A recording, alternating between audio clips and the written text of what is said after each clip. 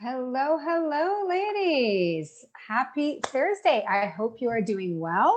It's been a while since I've hopped on live because I've been on a little bit of a holiday with my family.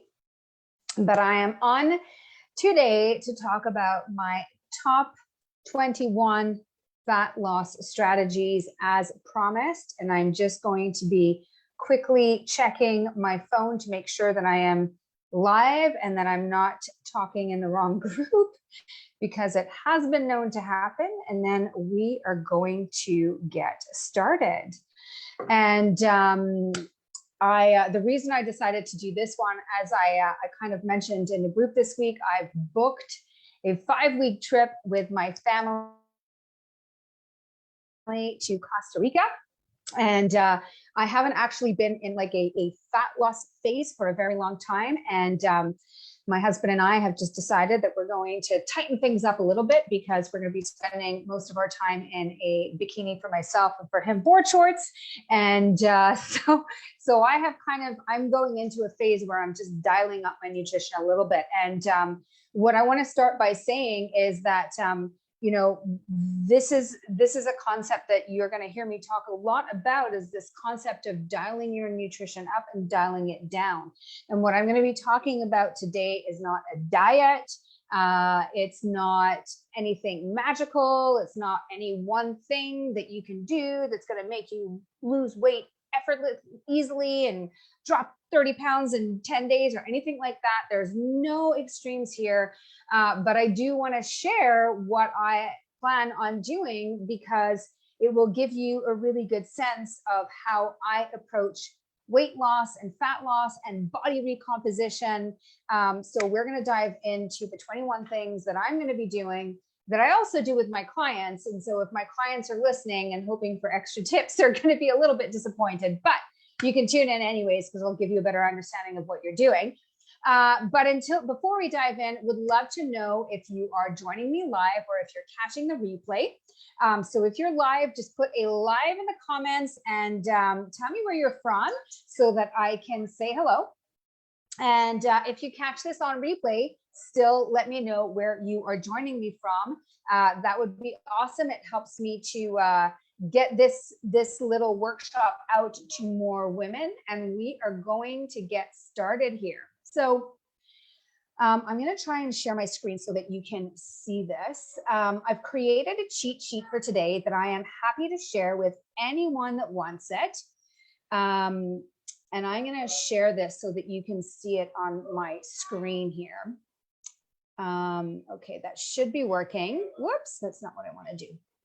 Okay, so, okay, you can see that. Perfect. So what we are talking about today is my top 21 fat loss strategies. And these are the same strategies that I have used for myself and to help my clients that are 35 plus, to help them lose anywhere between 10 and 30 pounds of fat. That should be 10, not 20.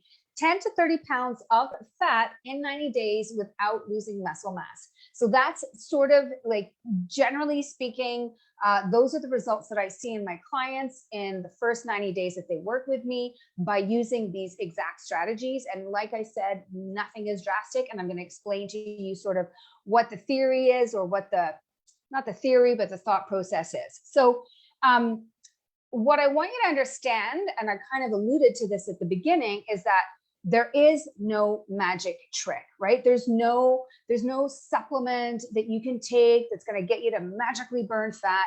It is really a combination of strategies that works. And the way that I like to think about it when it comes to effective fat loss, I feel that women need 3 things. Number 1, they need metabolic health. And by metabolic health, all I mean is that your body has to function properly. And I include hormones in that sort of realm of metabolic health. The other thing that you need is you need a negative energy balance, right? You need less calories coming in than calories going out. You need a caloric deficit. It's not the be all end all, but you do need one. And then the third thing you need is consistency. And this is a really important one, ladies, because consistency is not something that a lot of people think about when they're creating a fat loss program. But ultimately, when I'm designing a fat loss program for myself or for my clients, I need to make sure that I'm creating something that they have the ability to follow long term, because ultimately most people need to be on their food plan for more than 4 weeks in order to achieve their goals. Okay. So what we're going to do is I'm going to kind of go through the different strategies that I use, and I'm going to highlight how they help in these 3 areas. So again, metabolic health, negative energy balance, and consistency. Okay. And so let's start with strategy number 1. Okay. So number 1, first, we're going to talk about calories or caloric intake.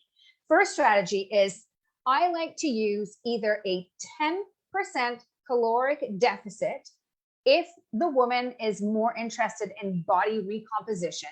And by body recomposition, this is usually women who only have about like 5 or maybe 10 pounds to lose, and they're not actually even necessarily interested in the number on the scale. They just want to lose a little bit of body fat and potentially either protect their muscle or potentially even build it. Okay. So for women that have that as a goal, 10%, that is not a lot. And that tells you a lot about the body. The body is not very good at multitasking, right? So it's not very good at building muscle and at burning fat at the same time, because we need calories to build muscle. So 10% is the max that I would do.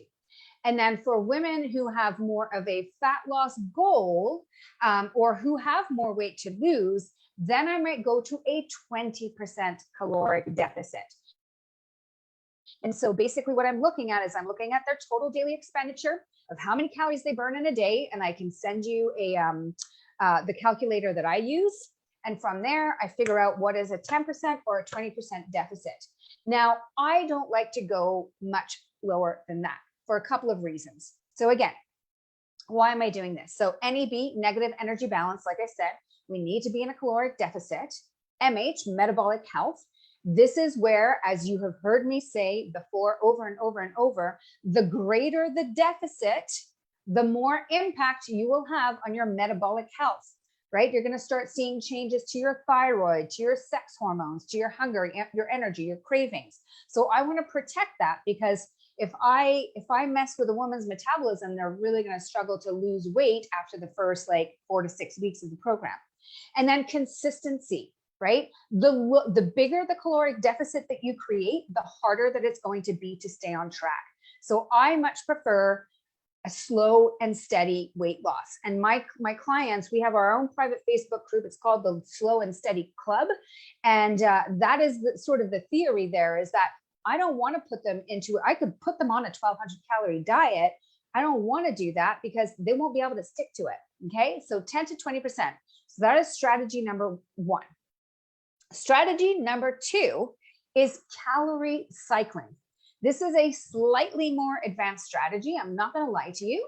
And it's not something that I do with my clients right off the get-go, but eventually I think it's a really great tool. So basically what you do, and I have my numbers from this morning because I calculated this morning, but most traditional diets will just go like, okay, so let's say I'll use my numbers, right? So my maintenance weight, so if I were to eat as many calories as I need to just maintain my weight, right now is 1,809 calories.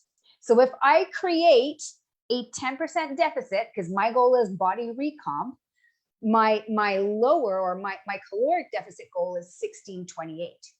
Now, a traditional diet, or if you go on MyFitnessPal, they will just do 1,628 on Monday, Tuesday, Wednesday, Thursday, Friday, Saturday, and Sunday. Calorie cycling means that you vary it. So you have days where the calories are higher, you have days where the calories are lower.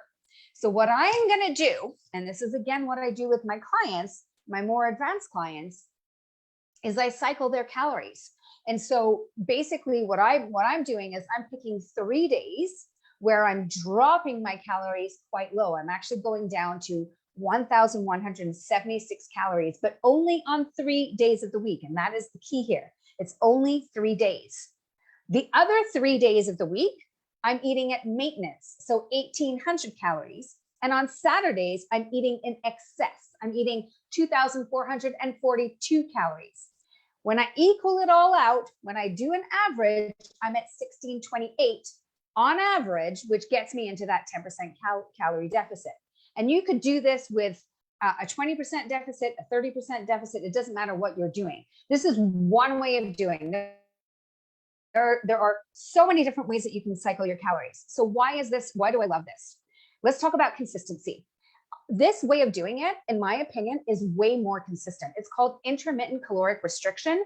And it means that you only have to focus on cutting your calories for like a couple of days a week, not for the next 4 to 8 weeks of your life, right? Way different from a mindset perspective to just be like, okay, right, Tuesday, today's a low calorie day. I've got to really be on it today. And then be able to eat at maintenance most of the rest of the week, and even have this one higher calorie day where you can splurge a little bit. And I'm going to be purposely putting that on Saturday, which is the day that I know I'm going to be splurging a little bit more. Okay. Does that make sense? I saw somebody gave me a thumbs up, which is awesome.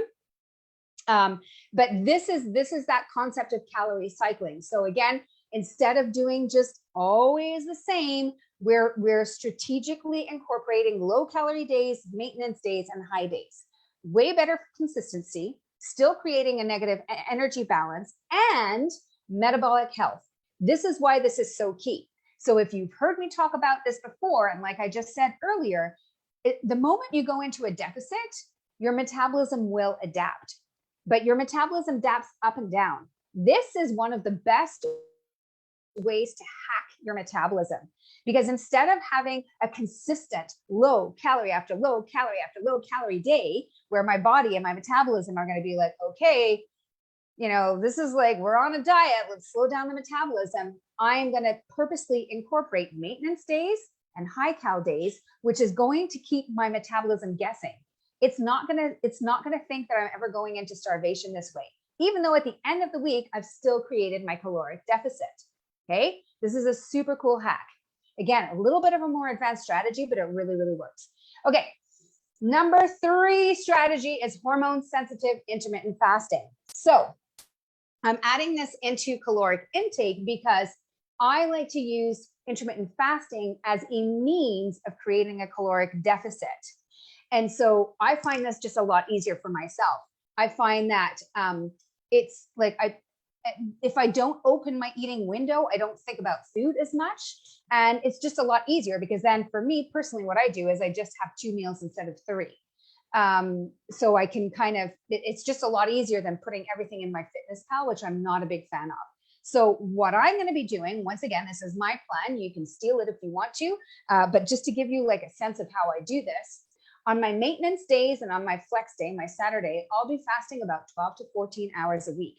And then on my low calorie days, when I'm aiming for my 1,176 calories, I'm going to fast for 16 to potentially 18 hours. And I'm going to tell you later on exactly what I'm going to be doing during that fast. But on those days, I'm going to lengthen that fasting window. It's going to help me be more consistent with creating my negative energy balance. And from a metabolic health perspective, it's going to help me with my insulin. It's going to help me with inflammation. It's going to help me with various different metabolic functions that improve when we're fasting. Okay. So those are the first 3 strategies. Are you following me so far, ladies? Does that all make sense? All right. So moving on. And if you're just joining right now, what I kind of said at the beginning is that there are 3 things that I think about when I'm creating a weight loss plan or a fat loss plan: metabolic health, negative energy balance, and consistency. Okay. So that was caloric intake. So now we're going to move into strategic nutrition. Okay. And I've got a bunch of different strategies for you here. The first strategic nutrition that I use for myself and that I love to use with my clients is 3 weeks of mild ketosis to initiate fat burning. Okay. Specifically, I don't go too low. I go 10% carb, 20% protein, 70% fat. Okay. And I like to do this in order to force the body to stop relying on carbohydrates as energy and start to utilize fat, because I know that if I can get my body to utilize fat, it's going to be a lot easier for my body to go and access the stored fat in my fat cells. Okay. So I'm going to start with that.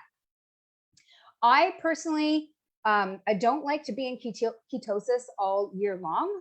I don't think it's great. In fact, there's more and more research suggesting that being in ketosis all the time is not actually great for you. But I do think that cycling in and out of ketosis is perfectly fine. And I feel like every once in a while, I like to do a little bit of a stronger stretch just to, again, remind my body that there is another form of energy. It's called fat, and it's in my fat cells.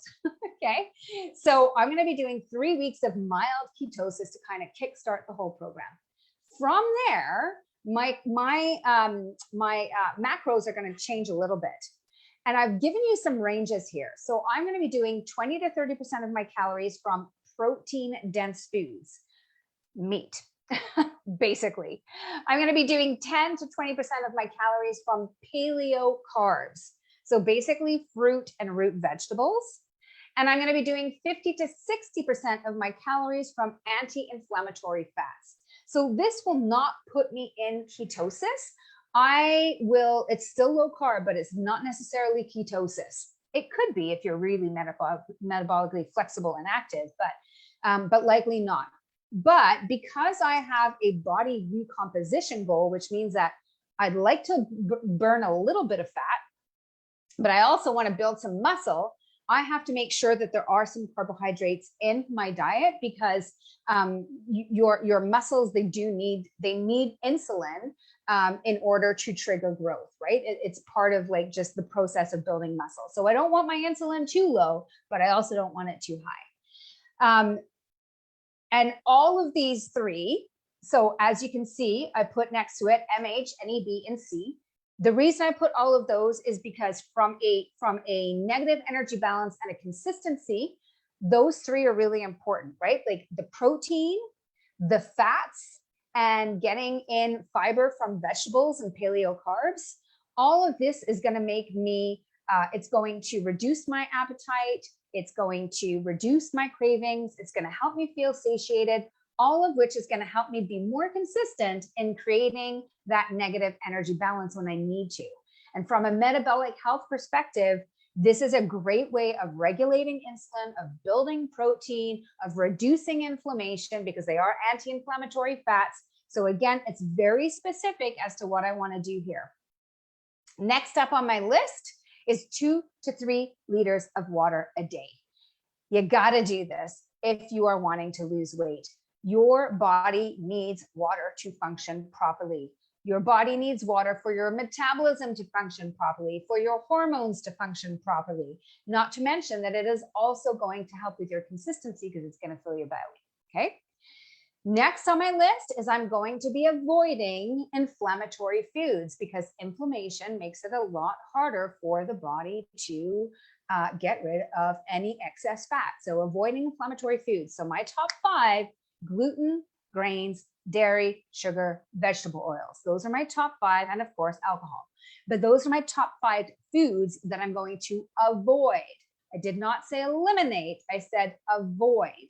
And I'm going to talk about this in a little bit. But I am definitely going to be doing my best to not have as much of those in my diet, because they're all foods that have a tendency to cause inflammation. Okay. Next up, daily carb cycling for body recomp, or weekly carb cycling for fat loss. So there's different ways of doing this, because I have more of a body recomposition goal. And because I want to be, again, triggering a little bit of insulin in order to help with a little bit of muscle mass, I'm going to have some carbs later in the day, every single day, to trigger that little bit of insulin to help my body build muscle. For some women who have a little bit more, women who may have more of a fat loss goal, you probably don't have to carb cycle every single day. You may be able to get away with a weekly carb cycle, and that might be even a better strategy. And all this means is, just like calorie cycling, when I was talking about calorie cycling, and I was saying how you have higher calorie days and lower calorie days. Well, carb cycling is the same. Higher carb, lower carb. That's all it is, right? It's pretty simple. And again, slightly advanced strategy, only in the sense that you have to be a little bit more organized. Like, This works really well if you meal plan.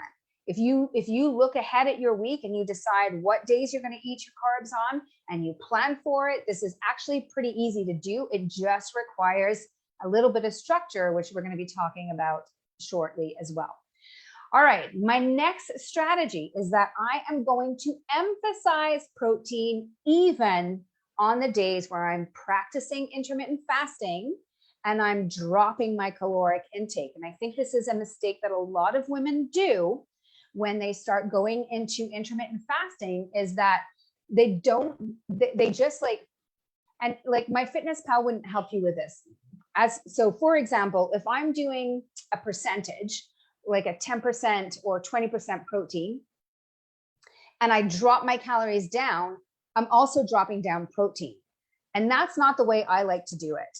I have set my protein goal based on my maintenance weight, right? And I'm always going to hit that goal. So for me, what I like to aim for protein is about 120 grams per pound of body weight. And I'm aiming for about 120. I'm not really looking for weight loss. I'm currently at 122.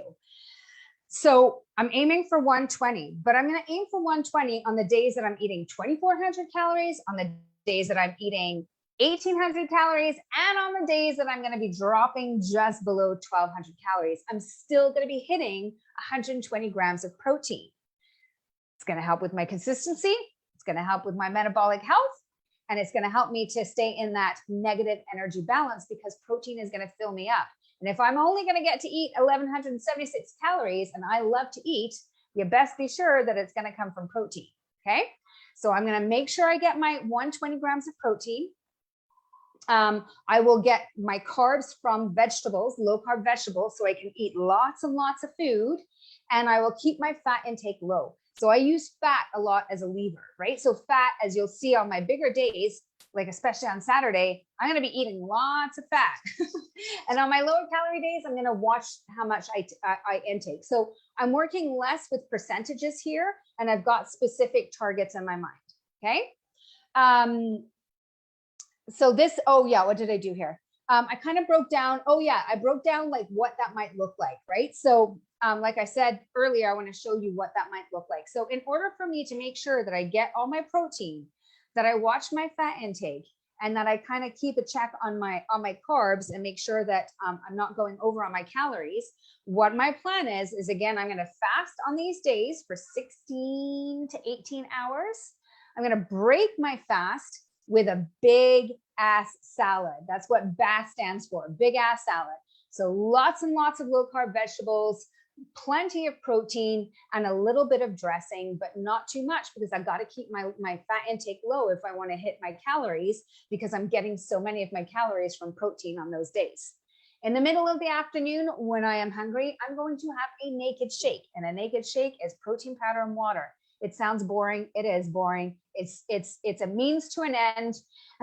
Usually I'm more of a foodie, but this is just a way of making sure I get my protein intake in. And then at the end of the day, just protein and veggies. So again, 40 grams of protein, plenty of veggies, a little bit of fat. That's it. Super simple. There's nothing complicated there. Okay, moving on. So now we're looking at my lifestyle strategies, because when it comes to body recomp, or when it comes to fat loss or weight loss, women have a tendency to think about calories and workouts, right? Like nutrition and workouts. But really, there's more to it than that. And that is going to be the topic of my mini series, not next week, but the next one. If you haven't seen that, I'm doing a whole mini series on a more holistic approach to perimenopause. And we're going to be diving into like other factors that you need to think about beyond calories and beyond workouts. And you can sign up for that to get all the recordings. So be sure to do that. But very quickly, these are sort of like my top 4. So 7 to 8 hours of quality sleep, which is going to be important for my metabolic health. It's going to be important for helping me to maintain a negative energy balance, because everybody's hungry when they're tired and they reach for donuts. And it's going to help me with my consistency. I'm going to make sure that I am walking 30 to 45 minutes every single day. Okay. That's just going to elevate just the number or my total daily expenditure through non-exercise activity thermogenesis. It also happens to reduce stress levels. Okay. I'm going to be doing 3 to potentially 4 workouts a week with an emphasis on building muscle because I have a body recomposition goal. I don't want to just lose weight. I want to build some muscle too. And so for me, that's going to be an emphasis. It's not, I'm not doing cardio. I'm doing workouts that emphasize muscle strength or that emphasize building muscle. And I'm going to be doing 30 minutes of purposely chasing relaxation. And this goes back to that more holistic approach to weight loss of understanding the relationship that stress has on our metabolism, on our hormones, on our ability to lose weight. And we're going to be talking about that in depth during the mini series. Okay, so I won't talk about that too much here. All right, so that brings us to our final strategies.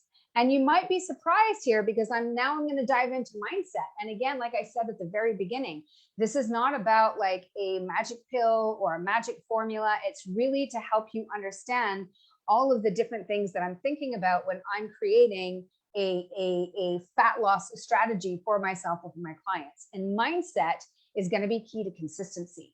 So when it comes to mindset and consistency and accountability, I need a structured plan to follow. You're looking at it right now, right? But you need a plan. A lot of women, just look at their calories. I feel like you need a better plan than that. So you've got to have a structured plan that you can follow. And that means knowing when you're going to walk, knowing when you're going to work out, knowing when you're going to add in some stress management, knowing how you're going to make your meals and what you're going to eat and all of that stuff, right? You need a structured plan. That is going to be the key to consistency. I will likely need a means of tracking. I don't always need to track. If I kind of know at this point how to build my meals. And so with this strategy that I've put forward, and again, this is what I do with my clients, typically speaking, I can just tell them, okay, on the days that I want you to do lower calorie, just like do 2 meals instead of 3 and use the formula that I've taught you, which is kind of what I'm going to be doing here. I might have to be a little bit more conscious of this because, again, the less weight or the less body fat you have to lose, the more precise you need to be. And so I'm probably going to have to track my macros a little bit more tightly.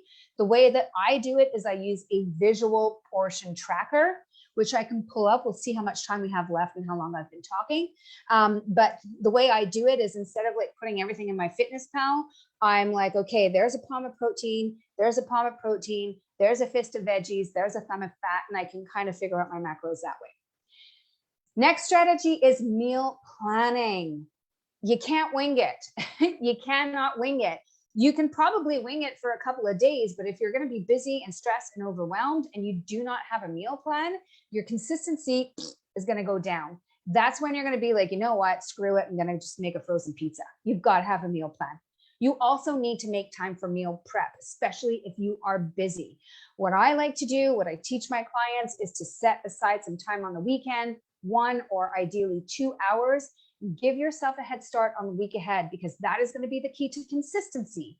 And the consistency is what's going to keep you in that negative energy balance, right? Remember, those are the 3 things we're trying to achieve here. The next thing is accountability, right? You need to have something that is keeping you accountable. Maybe you can keep yourself accountable to yourself. Maybe, and if you can't, that is fantastic. Maybe you just simply journal. But you need some form of accountability. That's why a lot of my clients hire me because they're accountable to me. I'm checking in on them every single week, right? Right now, I've got a little accountability boot camp going with some of my clients. And every single day, they're sending me a list of their 5 high impact habits. And just doing that is helping them to stay more focused. It keeps you more consistent. It keeps you more focused. So that is a fat loss strategy. I'm also going to be doing an end of day checklist and reflection, which is also part of the accountability bootcamp. And this is such a great tool. But basically, you've got to come up with your structure or your plan that you're going to follow. And then at the end of every single day, go back, look at what you did, look at where you did well, look at where you messed up, reflect, so that you can do better the next day, right? This is part of developing a growth mindset. And I feel like a lot of women don't necessarily think of this when they're thinking about fat loss, but making sure that at the end of every day, you're taking like even 5 minutes to reflect on what went well and what you need to work on for the next day. And also just looking at the day ahead and being like, okay, what's coming up tomorrow? Okay, oh, tomorrow I'm going to be fasting for 16 hours. Oh, okay, right. Got to make sure I don't have my breakfast, right? You've got to know, you've got to have like a little bit of an end of day ritual. Still on mindset and consistency is weekly flex meals. And what I call a flex meal is where you get to eat whatever you want in moderation, right? We're not binging.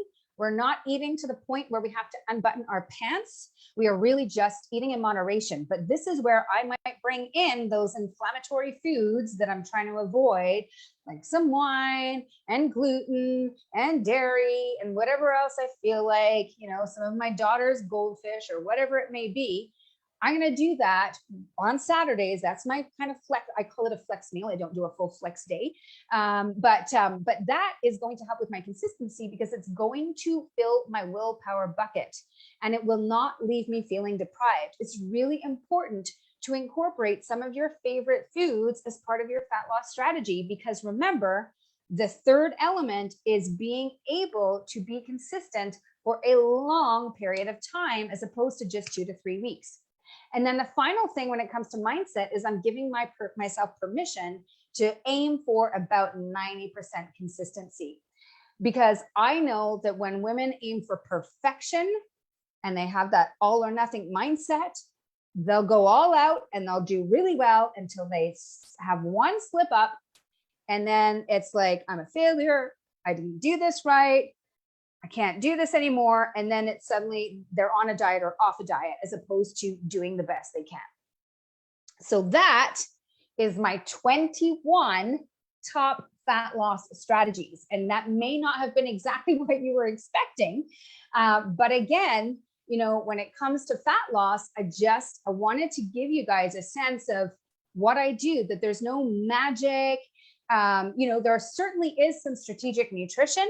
And that is important, but you also have to take into account the mindset piece, the lifestyle piece, and you have to think a little bit more than just like the amount of calories that you're going to be burning on a daily basis. So what I want to show you, this is basically just to give you a sense of like how I set this up for myself. So I'll have like a weekly schedule. So I know I can break it down that on Monday, I know how many calories I'm having. I'm breaking it down into my protein, my carbs, my fat. And as you can see, I've broken it down into my visual portion tracker because again, I don't use my MyFitnessPal. So I know that that's 5 palms of protein, 2 cupped handfuls of paleo carbs, 4 to 6 servings of veggies, which is a fist, and 15 thumbs of fat. And I know, again, this requires a little bit more training. This is what I do with my clients. Again, my like a more advanced skill when we really start to dial in their macros. But it's not that complicated when you start thinking in terms of visual. And I know that on Mondays, I'm doing 3 meals. I know when I'm doing my workout. I know when I'm doing my walk. And I basically just break it down like that for my different days so that I know what I'm doing. And then I also like to have my daily high impact habits. And so these are sort of like the 5 things that I know if I can just do this on a day when it's crazy, I'm just going to focus on this, which is 120 grams of protein, 4 to 6 cups of vegetables, 2 to 3 liters of water, 30 minutes of walking, and using my visual portion tracker to eyeball my macros as best as possible. Okay, so that is it. Let's see what you guys have. Do you guys have any questions about that? What if you have a goal of weight loss mixed with gaining muscle? So that is body recomp. Great question, Cassie. That would be what we call body recomposition. And then typically what I like to do is it depends on the woman. Like if you have over 50 pounds of weight to lose, of fat to lose, I'd focus on that first. I'd try to protect your lean muscle, but I'd focus on that first. but I wouldn't go personally. I probably wouldn't go lower than a 20% caloric deficit, because the lower you go in that caloric deficit, the harder it's going to be to protect your lean muscle.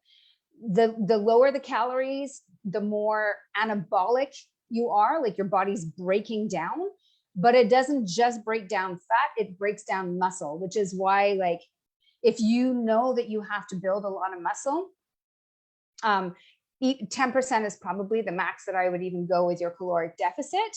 And for women our age, because we're already prone to losing muscle mass, I like to stay at about 20 maximum as a caloric deficit. I don't like to go too low cal with my clients unless they come to me with already very slow metabolisms, and then I got to do like slightly different things with them. Okay. Any other questions, ladies? Like I said, I have put this cheat sheet together so that you can read through this. This is my personal plan. You won't be able to use exactly this because it's designed for my current age, my current body weight, my current, what I'm going to be doing. But the strategies themselves, you can certainly learn a lot from them. I wouldn't try and necessarily do it all at once. Pick 2 or 3 things that you're going to work on.